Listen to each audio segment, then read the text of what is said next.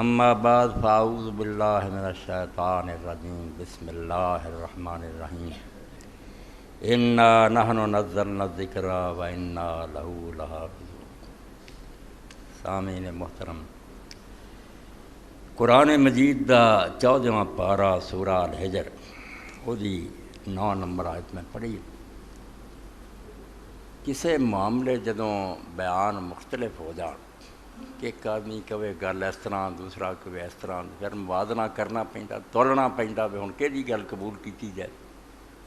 عدالت گواہ پودے کہندے اس بندے قتل کیتا، دوجے آندے نہیں قتل کیتا، جج نوں پھر نبیڑنا تے پیندا، نبیڑنا تے ہن کہڑی گواہی منی۔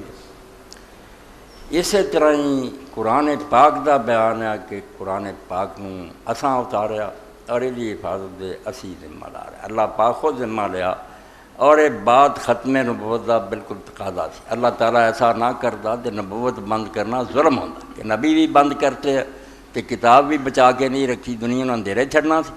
اس تو اللہ پاک نے پہلیاں کتاباں دی کوئی ذمہ داری نہیں لئی تے نہ یہ وعدہ کیتا سی، بدل گئیاں۔ اللہ تعالیٰ جانتا سی نواں نبی آنا آپ پہ ٹھیک کر دوں گا، مگر قرآن پاک دے بارے بالکل اپنے ذمے لے لیا کہ میں یہ اتاریا، بہت زور نہ کیا انا نحنو، یہ نحنو دوبارہ آنا تو انا چ بھی نہ آنا، ہم ہی ہیں، صرف ہم ہی ہیں جنہوں نے اس قرآن کو اتارا۔